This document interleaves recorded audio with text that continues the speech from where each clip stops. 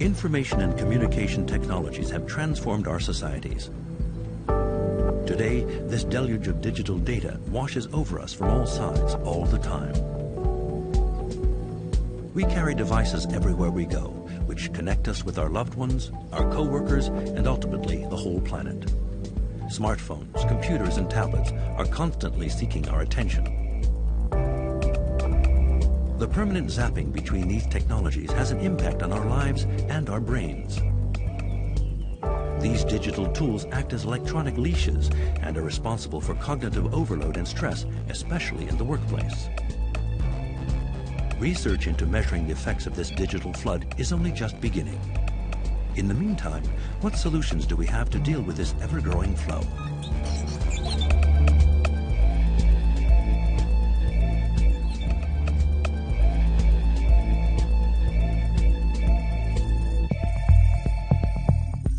Today, half the planet's population uses the internet, and we exchange 150 billion emails per day. This deluge of data submerges us on a daily basis, causing unprecedented stress.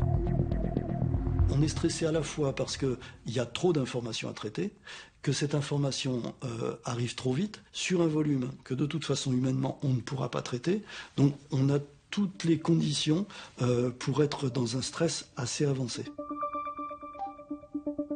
Thierry Venin, author of a book on how to survive in the digital society, believes that information technologies are responsible for the increase in stress in the workplace. Nowadays, humanity produces as much information in 2 days as it did in our entire history before the advent of the digital age. The quantities are so vast that they become abstract. To have an idea of the scale, you need a comparison. For example, take France's National Library, one of the biggest in the world with some 14 million books.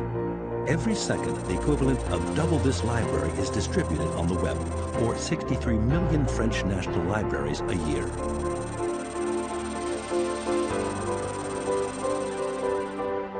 I see that we're living in an age of the Wild West of technology, where we've got all these different applications and devices, and people are switching back and forth between all these different devices and applications. It's really like the Wild West because it's chaotic.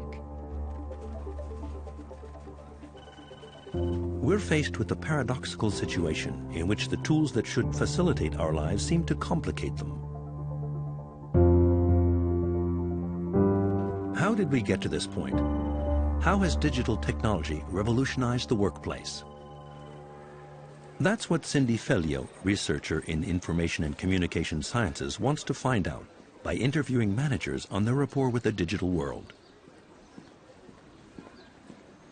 Mon objectif, c'était d'aller voir où en était vraiment le travail et où en étaient les travailleurs équipés du numérique dans leur quotidien. Et par la même occasion, il s'agissait de savoir si le numérique faisait apparaître de nouveaux risques psychosociaux au travail. For her research, Cindy Fellio interviewed around 100 managers, since they are the first to fall prey to digital stress. Toutes ces tâches de gestion de l'information, ou de manutention de l'information, comme on pourrait dire, viennent empiéter sur le cœur de métier. Certains ont parlé d'un sentiment de déqualification, de s'éloigner quelque part de son réel de travail. Et au final, on se rend compte, à partir des analyses que j'ai réalisées, qu'avec ces technologies, le travail est densifié, il est aussi intensifié. Donc avec cette course à l'urgence, cette pression temporelle, l'instantanéité que permet ces outils-là.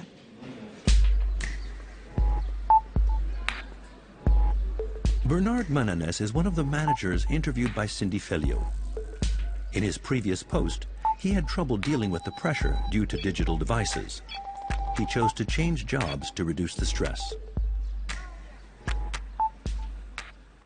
Vous allez commencer, mettons, à travailler à 8h30 sur un sujet. À 8h36, vous allez recevoir un mail urgent, mais quasiment 60% des mails, maintenant, c'est marqué urgent parce que sinon, les gens ont peur qu'on n'y réponde pas. Puis entre-temps, vous allez avoir un SMS, puis un coup de fil.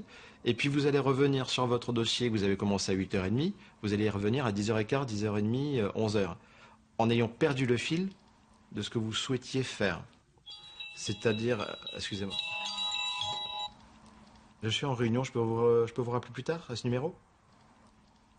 Et c'est vrai que quand on est entouré de sonneries, de bips, de signaux d'alerte, on perd le fil de la concentration. Le fil de la concentration.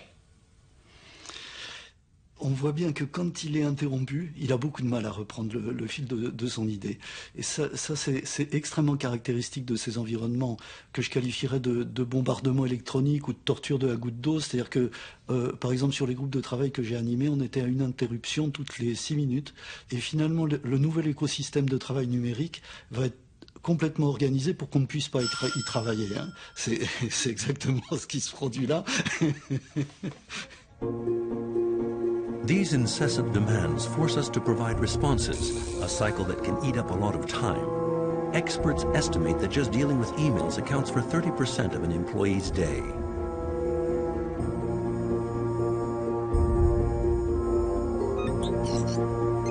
Matthew Pedalaro works for a company that manages data networks.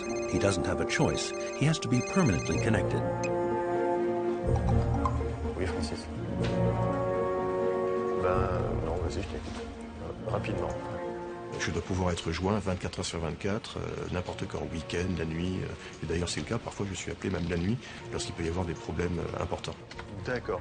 Bon, je te laisse et puis on se rappellera plus tard sur le sujet. On aimerait bien tous, et moi le premier, pouvoir de temps en temps souffler un petit peu et pouvoir déconnecter. Je viens de voir le mail et voilà, moi ça me plaît pas du tout, quoi. Donc de toute façon, on a une réunion tout à l'heure. Même en repos, même en week-end, même dans n'importe quel moment de la vie, si vous recevez un mail, eh bien, il faut lire pour voir s'il n'y a pas quelque chose à dire d'important. Et là, d'ailleurs, c'est le cas. Donc, ma promenade va s'arrêter assez vite, ou alors je vais faire une petite pause de quelques minutes pour soit téléphoner à quelqu'un, soit prendre le temps de répondre à ce mail. Nowadays, 1 in 2 managers do not allow themselves to disconnect from work in the evening. In the modern working world, it has become almost impossible to do otherwise. Il y a une forme d'injonction, de règles implicites, d'être connecté en permanence, de répondre aux mails que l'on reçoit, puisqu'on est équipé de ce téléphone et que, en lui-même, cet outil est fait pour ça. Et le fait de pouvoir être connecté avec son travail à toute heure et en tout lieu va poser question dans la sphère privée. Il peut y avoir eu des cas soit de divorce ou de dispute avec le conjoint à cause de l'intrusion trop forte du smartphone professionnel au domicile familial.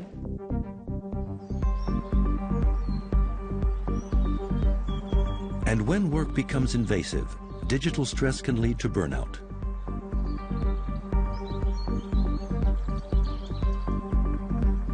Stephanie Lussin experienced this in her previous job. She now works on a wine estate.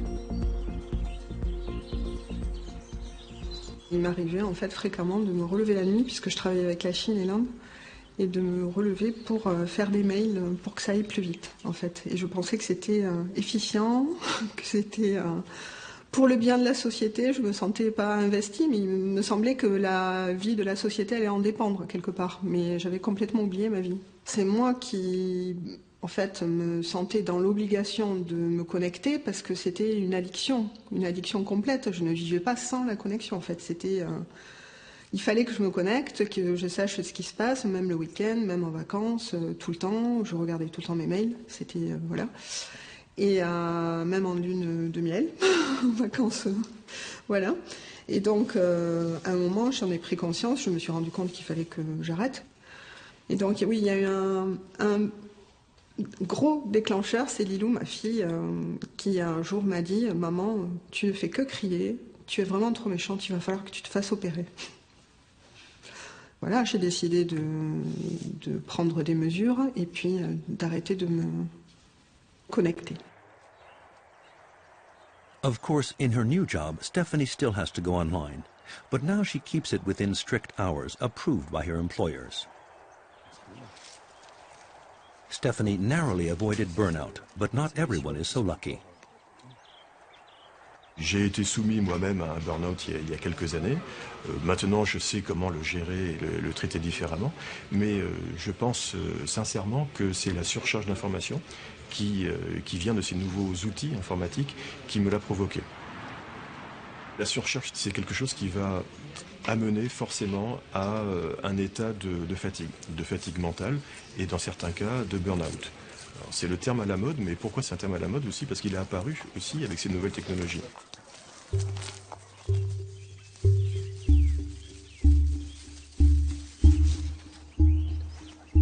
Since these technologies are now part of our lives, we're going to have to learn to manage them better.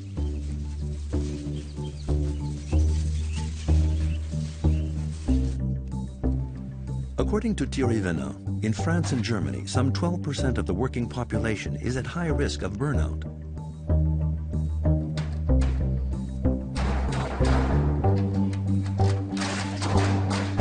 This situation is closely linked to information and communication technologies. Je pète les plombs quand j'ai le sentiment que ce qu'on attend de moi, je n'ai pas les moyens de l'exercer. C'est-à-dire je ne vais pas arriver au but. Et à partir du moment où on prend cette définition, on comprend très bien pourquoi les TIC ont un très fort impact, puisque dans le fait que je n'y arrive pas, il y a quoi? Il y a le fait que je suis tout le temps en train de travailler, que je sois chez moi, que je sois dans le métro, que je sois ailleurs, je travaille. Ben, sans les TIC, je ne pourrais pas. Il faut que j'aille toujours trop vite. Donc à chaque fois, on va reboucler sur des effets des technologies de l'information et de la communication dans cet écosystème stressant. Pour la France, par exemple, on évalue le coût du stress au travail entre 2500 et 3500 décès. Donc là, on peut être sur des burn-out extrêmement violents et quelques centaines de milliers de journées d'arrêt maladie. Donc on est sur un coût social de la pandémie du stress au travail extrêmement élevé. We're only just becoming aware of the effects of digital stress. But can we analyze the nature of this stress? Are we exhibiting new behaviors, new ways of working linked to these devices which threaten our equilibrium? That's what Professor Gloria Mark wants to understand. Researcher in psychology at the informatics department of an American university, Gloria Mark focuses on the interactions between humans and computers. For the past 20 years, she has been carrying out field studies into how the growing role of digital technologies is changing us. When I began, I would interview people and I would ask them about their experiences. And everybody felt distracted from email. So I looked for a field site that was willing to have its employees cut off email. It took me 6 years to find an organization. A unit of the U.S. Army near Boston agreed to take part in one of her experiments. The aim was to evaluate the effect of emails on staff members. To carry out her research, Gloria Mark observes employees and takes physiological measurements. Sarah?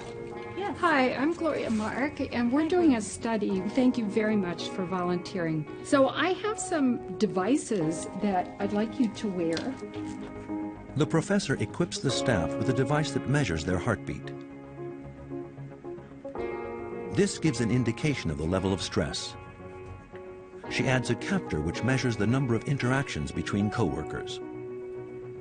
And so your other colleagues, when they come in close proximity to you, the signals from these badges pick up each other, and it can tell when you're close with another person and interacting with them. Okay? Now we're going to cut off your email for a period of 5 days. Wow.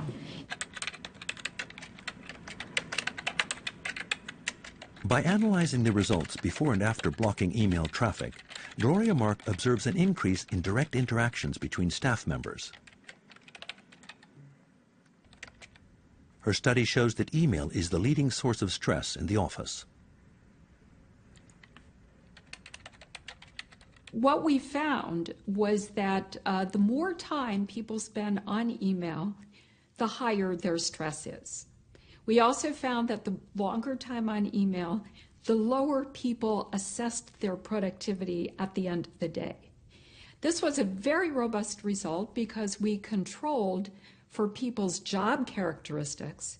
So that means no matter what kind of job you have, whether you're a manager, whether you're an administrator, whether you're a researcher, whether you're an engineer, irrespective of job role, it's the same result.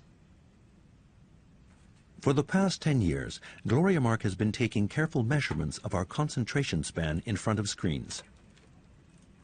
She has observed a dramatic change. In 2004, we found that the average length of time that people focused on any activity was 3 minutes.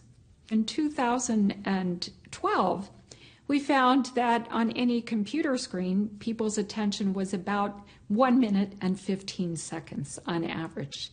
So their attention shifting is happening more frequently. I've also done a very large study with college undergraduate students. These are the millennial generation.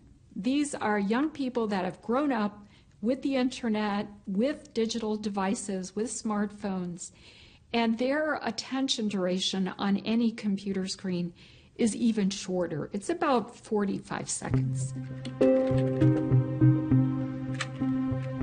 Kelly Mitchell. I think people have multitasked, for a long time. I mean, we've had telephone, we've had radio, but I think what's different now in the workplace is that people have access through digital media to more information faster than they've ever had in history. People report burnout because each time you orient to a new task, it's a strain. So we know that multitasking and the consequent interruptions create stress and create a cognitive overload.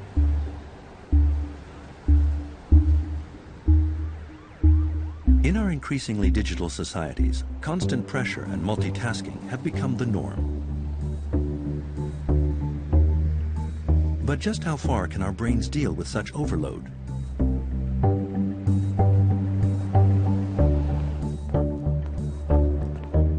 That is what Stéphane Buffat, military doctor and specialist in aeronautics, is interested in. He has been studying cognitive load among pilots. In other words, the effort their brains have to make to accomplish the tasks necessary during a flight. Alors, le concept de charge mentale a été à peu près commencé à être élaboré dans les années 1930 avec la transformation des usines. De là, on a exporté ce concept dans d'autres domaines et l'aéronautique a été très porteur. Les enjeux sont très importants en termes de sécurité aérienne. Donc on a une forte demande pour améliorer les choses ou en tout cas comprendre ce qui se passe dans les cockpits. Sur les premiers avions, il n'y a aucun instrument et le pilote d'époque travaille uniquement avec ses sens. Donc progressivement, la quantité d'informations a augmenté jusqu'à un maximum, on va dire, de cadrans dans le Concorde, où il y a tellement de cadrans qu'on est obligé de rajouter des membres d'équipage, en fait, pour gérer le vol. Et puis, il y a une rupture, c'est l'arrivée des écrans multifonctions qui vont permettre de transformer la façon dont on présente l'information. On va la réorganiser. Il n'y en a pas moins, mais sa structure est différente.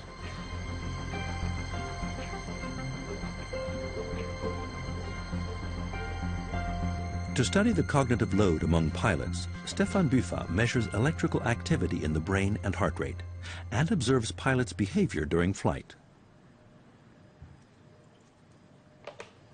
Ouais, avec l'ensemble de ces paramètres, on va évaluer une partie de ton état interne et de ton activité qu'on va pouvoir mettre en lien avec la charge mentale pendant le vol.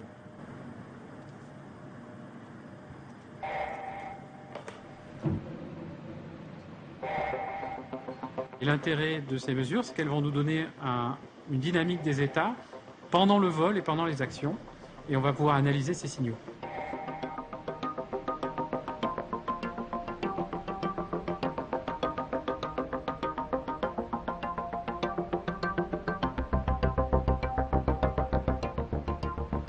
Alors avec ce type de simulateur, on peut simuler à la fois un vol et l'arrivée d'un certain nombre de pannes. Et ces pannes vont devoir être gérées par le pilote, qui va avoir besoin de mobiliser son énergie devant cette demande.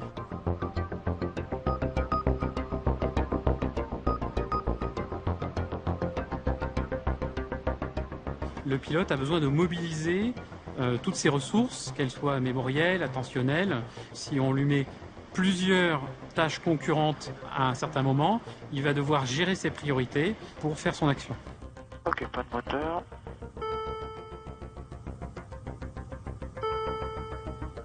Decision height.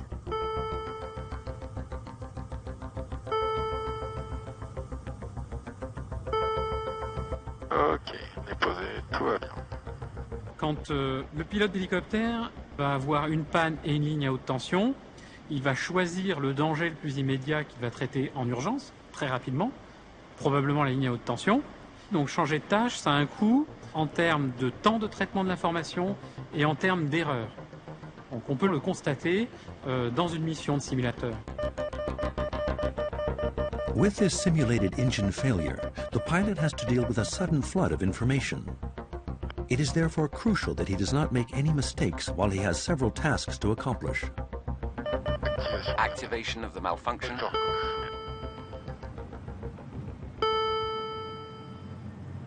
Voilà, Denis, il y a une panne. Vous avez de la place pour faire la conversation en plus? Oui, on va voir. Je pourrais aussi vous dire 3 x 4. Je vous réponds 12 pour l'instant. Or, et vous pouvez me réciter l'alphabet à l'envers? Alors, un petit instant simplement. Donc, Z, Y. À chaque fois que vous allez changer de tâche, vous allez ralentir votre réponse, vous allez vous fatiguer également. Et donc l'impression de traitement de multiples tâches va en fait être un leurre, puisque chacune de ces tâches va être traitée principalement en superficie. Pour le travailleur qui réussit à donner une apparence de performance dans ces multiples tâches, quand on scrute un petit peu plus dans le détail, on s'aperçoit que dans son changement de priorité, il va potentiellement modifier ses critères de performance à la baisse, c'est-à-dire qu'il va estimer que son travail est bon alors qu'il a baissé son critère de performance. Donc il y a un réel impact de ce mode multitâche. Désactivation de toutes les pannes.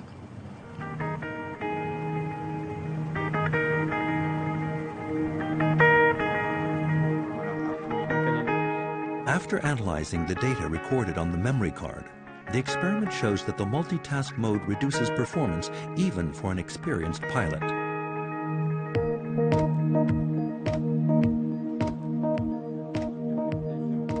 Thanks to digital devices, many claim to be able to multitask.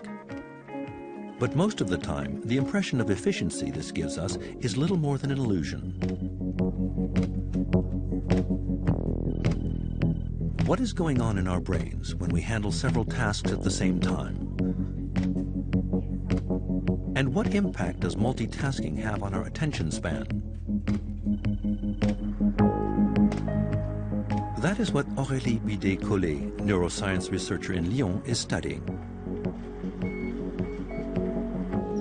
The scientist is trying to understand how our different kinds of attention interact depending upon our environment. Je considère qu'il n'y a pas une seule attention, pas un seul type d'attention, mais qu'il y a plusieurs types d'attention et que ces types d'attention reposent sur différents mécanismes cérébraux, donc différents types d'activités dans le cerveau. Et c'est ça que j'essaye de décortiquer en fait. Among the different types of attention, Aurélie Bidet-Collet is studying sustained attention, which allows us to remain attentive for several minutes or hours, and our selective attention, which cuts out unwanted background noise in our environment. The researcher wants to understand which mechanisms are working together when we perform dual tasks. Il y a une expérience dans laquelle on essaye de mesurer l'activité du cerveau dans une situation de double tâche et de voir si c'est possible de faire deux activités à la fois.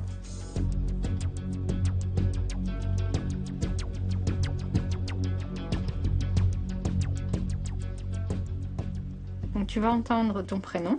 et il faut que tu comptes le nombre de fois que tu entends ton prénom, donc le nombre de fois que tu entends Judith. Et en même temps, il y a des chiffres qui vont s'afficher et il faudra que tu cliques sur le bouton gauche de la souris dès que tu vois un 2. D'accord. D'accord ? Ça va commencer. Judith.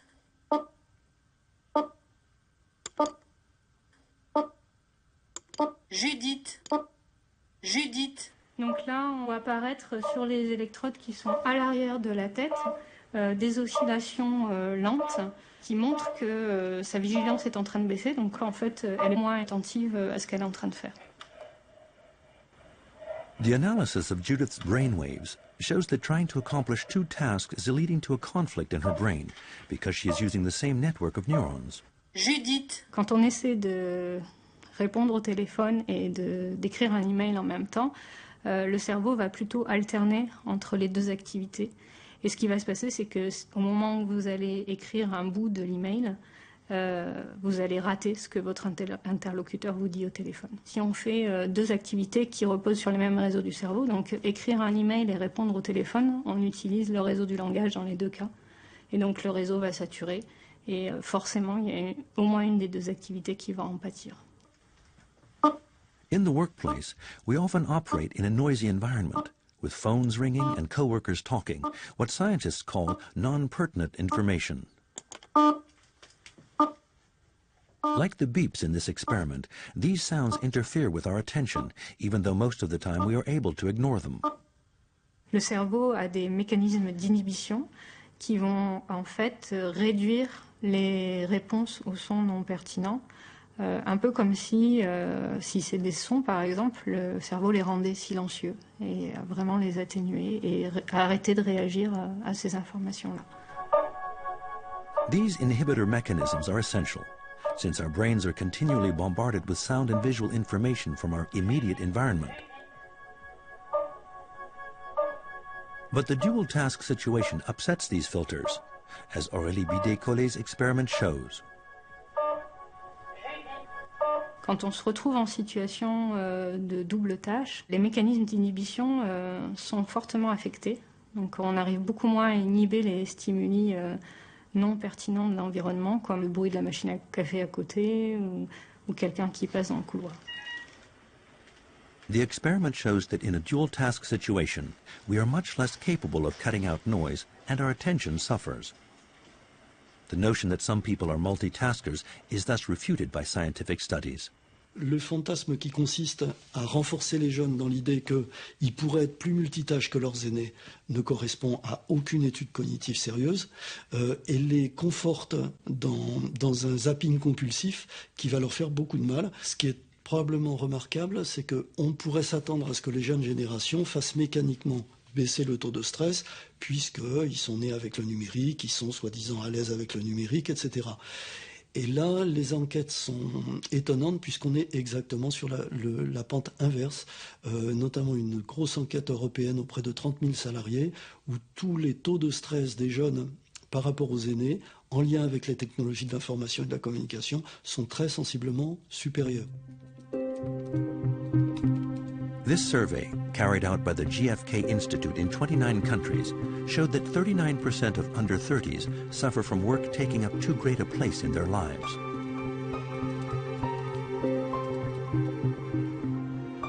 Because digital devices are continually calling for our attention, it is becoming necessary to learn how to resist these multiple distractions, and starting from a young age. For the first time in France, workshops to develop attention span have been designed based on research studies.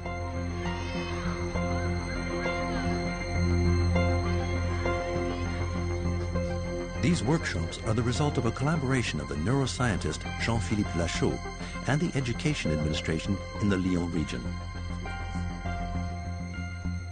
Lachaud is convinced that we can learn to resist the siren call of digital devices from a very young age. Alors je pensais pas du tout me retrouver dans une école un jour. Enfin, je pensais en avoir fini avec tout ça. Et puis en fait, je me suis retrouvé à essayer de relever le défi et aller dans les classes pour essayer de mettre en place un programme d'entraînement ou d'éducation à l'attention chez les enfants. Oh, mais qui voilà? Voilà les chercheurs. Ça va les petits loups? The program starts as early as nursery school. Despite having attended one of France's most elite universities, Jean-Philippe Lachaud is ready to come down to the kids' level to explain the workings of the brain to them. Tout au long de l'année, nous allons apprendre un petit peu ce qu'est le cerveau, comment il fonctionne et comment utiliser pour mieux maîtriser notre attention. C'est le programme ATOL. AT, c'est pour attention, et OL, c'est pour école. Le chercheur sur attention, soit il reste dans son coin, dans sa tour d'ivoire, soit à un moment, il doit s'intéresser à la société et essayer de proposer des solutions. 1,000 pupils take part in this program, which helps children prepare to resist the massive onslaught of digital content. The aim is to show all children that they can master their attention span, with benefits that will last into adulthood and working life. If the experiment proves a success, it will be extended to all schools in France. À quoi il sert le cerveau? À diriger les yeux. On lève À le réfléchir. Inès. À réfléchir. Il sert à réfléchir. À être attentif. À être attentif, très bien. Il ne sert pas à faire que les choses sérieuses, il sert aussi à faire toutes les choses amusantes. Ce qui va être important, peut-être, et qui va créer une différence aussi entre individus, c'est la valeur qu'on accorde à l'attention. C'est-à-dire que si pour une personne, ou voire même pour sa famille, c'est très important d'être attentif, si l'attention a été valorisée, on aura peut-être des enfants qui vont être plus attentifs. Si vous êtes avec un enfant qui est tout jeune, il a 1 an, 2 ans, vous commencez à lui lire des histoires, si dès que son regard par ailleurs vous interrompez, l'enfant va sentir que vous attendez de lui d'être à une certaine qualité d'attention. Donc à partir de là, il y a moyen par des tas de petits gestes de la vie quotidienne de favoriser l'attention, un comportement attentif chez l'enfant, puis après ça va se prolonger par la suite. So we have to pay attention to our attention span. It plays a central role in our lives and is increasingly under threat by digital communication. Alors, dans un cerveau attentif, vous allez avoir l'implication de régions qui sont dans le cerveau chargées de fonctions cognitives de haut niveau. Donc par exemple mémoriser, planifier, comprendre. Donc ces régions-là, tout d'un coup, elles vont s'activer, elles vont réagir. Alors que quand le cerveau n'est pas attentif, au contraire, elles vont rester silencieuses ou occupées à autre chose, tout simplement.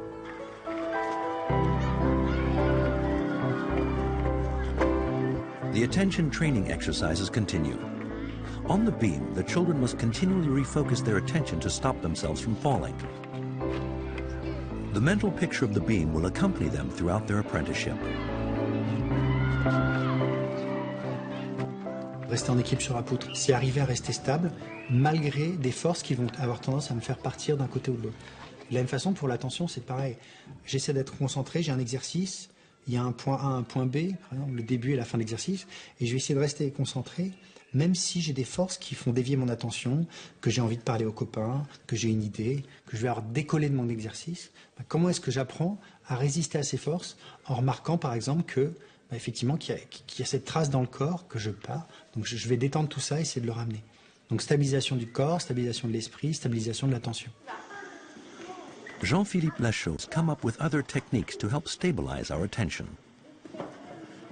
To better manage their capacity for attention, the children are learning to divide up their activities. Et là, on a les cartes D. Il va falloir ranger ma chambre. Ranger la chambre. Oui. Tidying a bedroom is a complex task for a child. But if it is broken down into small missions, like putting the dolls in one box, the cars in another, then making the bed, attention does not wander. Très souvent, c'est ça, les enfants, ils essaient de faire tout en même temps. Et c'est une des raisons pour lesquelles parfois ils se déconcentrent. Donc là, ce qu'on leur apprend, c'est à bien séparer en accumulant ces petites missions, ces petits objectifs. La chambre, comme ça, elle est rangée assez rapidement. What about us? Can we divide our working day up into mini missions?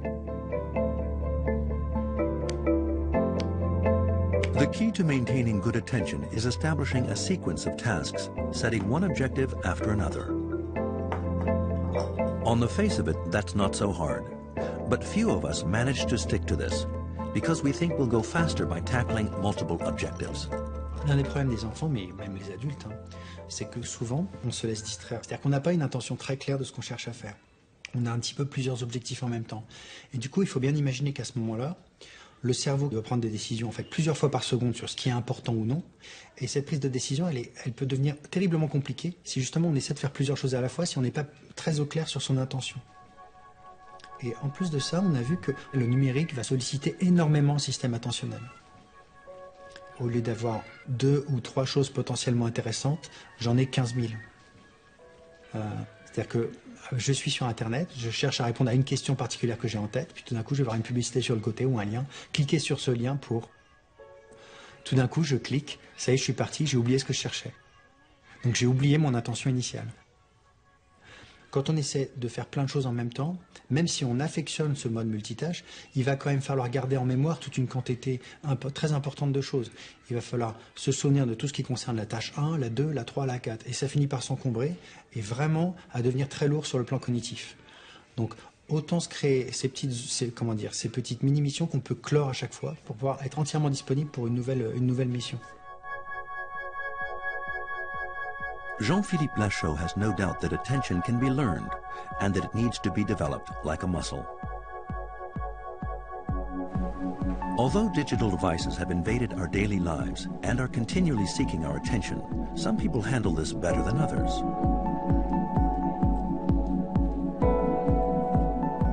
Jubin Raimi runs a digital marketing company in Cologne. For him, hyperconnectivity is not a problem. His solution is to compartmentalize his activities. Ja, wenn ich reise, nutze ich eigentlich jede Minute. Ich kann hier auch einfach sitzen, ein paar Mails machen. Ich kann dabei auch noch telefonieren, Sachen auch einfach herausfinden. Das Internet ist ja überall und ob jetzt nun wirklich Lautstärke drumherum ist oder nicht, das stört mich gar nicht mehr. Ich vertiefe mich da rein. Man kann natürlich auch mal eine Bahnstation oder so sicherlich vergessen, wenn man sich zu sehr vertieft. At the head of a digital marketing company, Jubin Raimi considers information as the essential raw material for his area of activity. And he has his own method for managing it.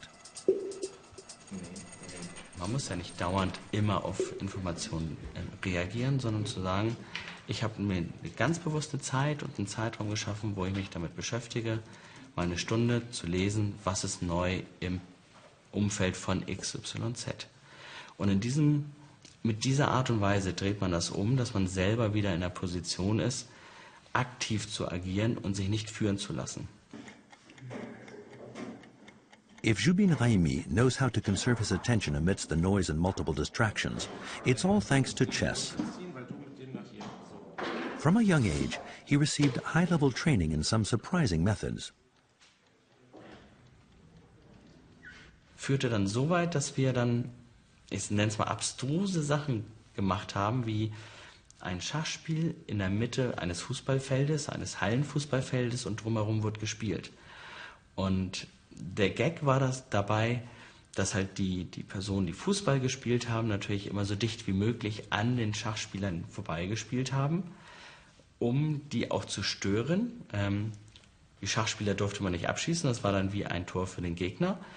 Aber so musste man sich sehr stark fokussieren auf das Spiel, obwohl es sehr laut um einen herum war, obwohl es sein könnte, dass man Ball auch einfach abbekommt. Und diese spielerischen Trainingsarten führten doch dazu, dass wir ganz bewusst dann gelernt haben, uns auf Sachen zu fokussieren, auch wenn es drumherum sehr laut war. Was aber mittlerweile dazu führt, dass ich auch an einem Flughafen es einfach gelernt habe, zu sagen, jetzt konzentriere ich mich auf was und blende es einfach aus.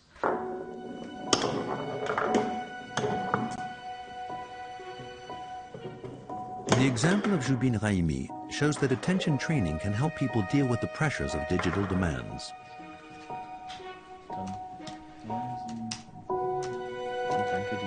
But even if we know how to filter out noise and concentrate, can we continually stimulate our brains without them suffering in the long term?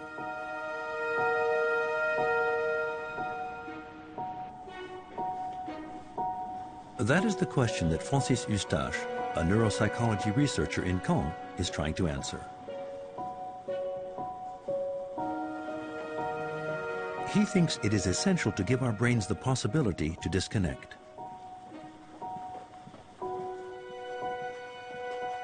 Les nouvelles technologies de l'information, c'est un moyen d'accès à la connaissance qui est fabuleux.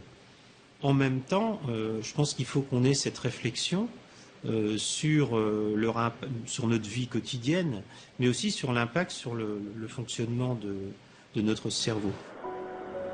The incessant siren call of digital devices stops the brain from having the breaks it needs. Our brains have a network of neurons for which a period of downtime is indispensable, the default mode network. C'est un réseau qui s'active en fait quand le cerveau est au repos, quand on ne fait pas grand-chose, mais on n'est pas du tout dans un mode où on est endormi ou somnolent.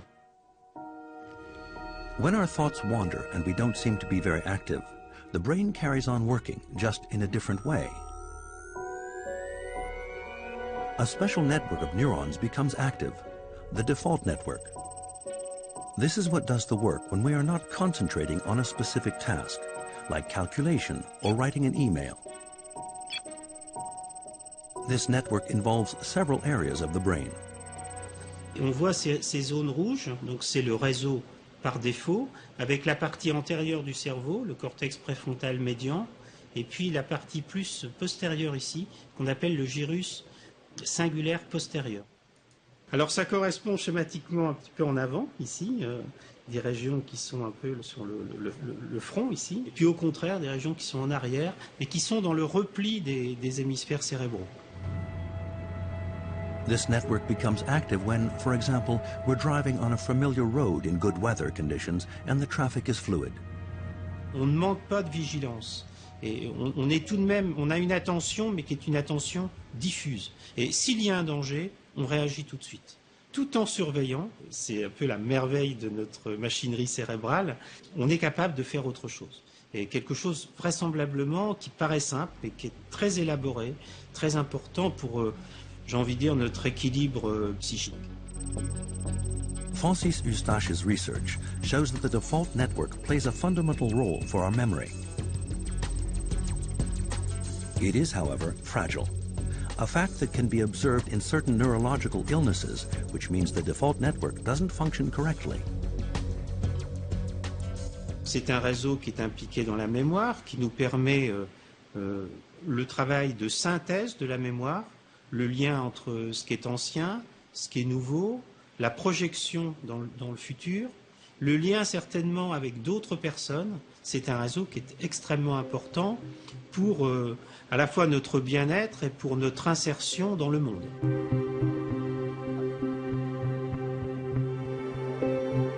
So to look after our memory, it seems essential to take care of our default network.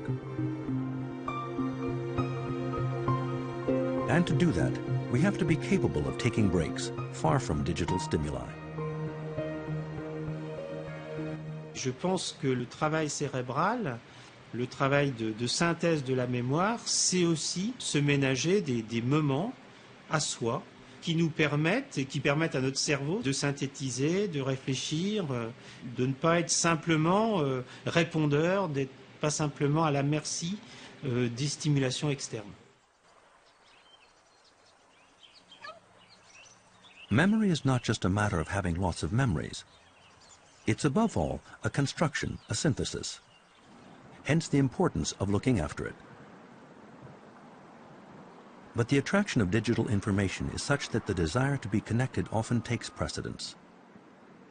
People can't control their urge to check email, to check Facebook, to switch to the internet.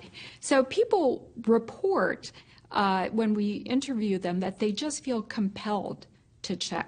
Il m'est déjà arrivé de passer dans des zones de non-couverture au niveau téléphonique et d'avoir un stress qui commençait à monter, à me dire que j'étais oublié de la civilisation, que j'étais pas joignable, je ne pouvais pas moi-même joindre quelqu'un si j'en avais besoin, et de passer comme ça pendant une demi-heure, une heure dans une zone où il n'y a pas du tout de couverture, et de me sentir stressé, mais vraiment de me sentir stressé.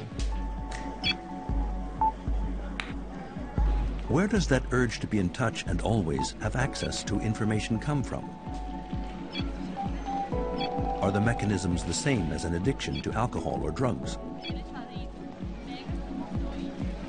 Vous avez dans le cerveau un système qui s'appelle le système ou circuit de la récompense, qui est composé de neurones, dont le travail, la fonction essentielle, c'est de mémoriser ce qui nous fait plaisir. C'est-à-dire qu'à chaque fois qu'on ressent du plaisir à faire quelque chose, à manger quelque chose, à voir quelque chose, ils vont s'en souvenir, garder une mémoire de ça. Donc c'est très bien parce que ça nous permet de boire quand on a soif, de manger quand on a faim. Bon, le problème du circuit de récompense, c'est qu'il réagit à plein d'autres choses, sans aller jusqu'aux addictions. Mais par exemple, le circuit de la récompense réagit à la nouveauté, ce qui est nouveau. On a même montré qu'il réagissait à l'information. Si vous disposez de ces petits appareils qu'on appelle téléphones portables, qui vous bombardent d'informations en permanence et de contenus nouveaux, donc ces petites machines sont extrêmement puissantes pour stimuler le circuit de récompense. In the same way as drugs, the digital environment activates the reward system. But in the absence of serious mental or physical harm, we cannot talk of addiction in the medical meaning of the term. On va plutôt parler de comportements excessifs vis-à-vis de ces technologies, donc notamment l'excès de connexion. Finalement, ce qui est intéressant de savoir, c'est ce qui se cache derrière ces usages dits intensifs. Est-ce que c'est une problématique sociale? Est-ce que c'est une problématique familiale? Ce que je préconise en tout cas aujourd'hui, c'est d'ouvrir un espace de discussion sur ces questions-là, parce que ça fait partie intégrante aujourd'hui du travail des salariés. If we want to survive the stress of digital life, we have to question our use of computers and smartphones.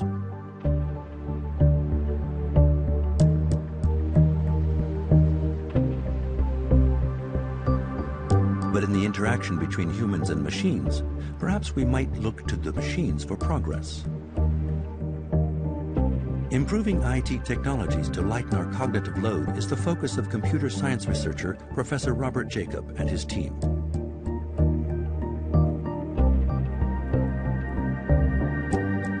Their objective is ambitious: to make the computer adjust in real time to our cognitive load when we are carrying out a task.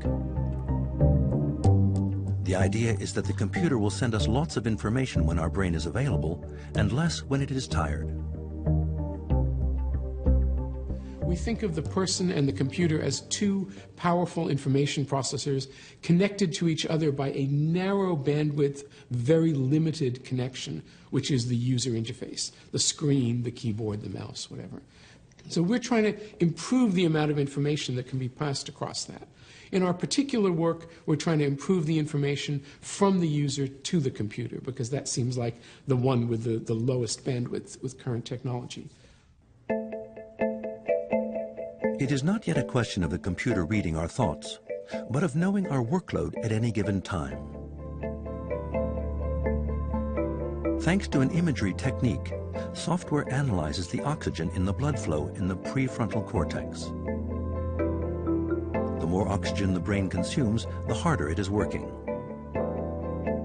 The computer is then able to vary the quantity of information it sends us according to our mental workload. Here, tests are being carried out on air traffic control tasks. The user is controlling several airplanes at once. They have to timeshare between the different airplanes. First, they have to adjust this airplane, then that airplane, then go back to the first airplane. What we did in this system was we tried to adjust the number of airplanes that you're assigned to control based on your workload. We don't want to give you too few airplanes or you'll get bored. We don't want to give you too many or you can't handle them. We'd like to adjust the airplanes to your mental state. We can also use this kind of measurement to decide when and whether to interrupt the user. If the user is in the middle of doing something difficult and intense, that's not a good time to interrupt. If they're at the end of a task and a little bit of a lull with less short-term memory, that's a good time to interrupt.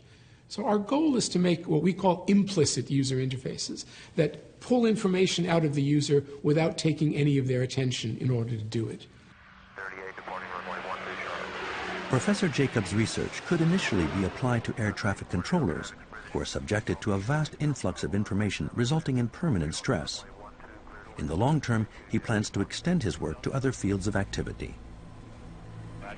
And if you're not driving airplanes but doing office work, this also applies. Your workload may go up or down, and we can adjust what you have to do based on it. Robert Jacob has also come up with a system that filters the information we receive on our digital devices, for example emails, depending on our cognitive load. If we are very busy, we would receive edited versions. When we have more time, we would get the full information. If the kind of research Robert Jacob is undertaking proves successful, our information overload should be reduced. But is that good news, or just an additional intrusion of digital devices into the private workings of our minds? It is too early to answer that question. It is also hard to say just how far we can adapt our behavior to our insatiable technological inventiveness. Les outils nous façonnent, ce qui montre bien que l'outil n'est pas passif dans sa relation avec l'homme et qu'il a bien une influence. C'est-à-dire si on se contente de dire le numérique c'est comme un marteau, je peux planter un clou ou fracasser le crâne de mon voisin, mais dans le fond le marteau y est pour rien, on se met dans l'incapacité de maîtriser ses effets. We're living in this age where we keep inventing, wonderful technologies and keep throwing them at people, and people are at this point where they're not quite understanding how to use them.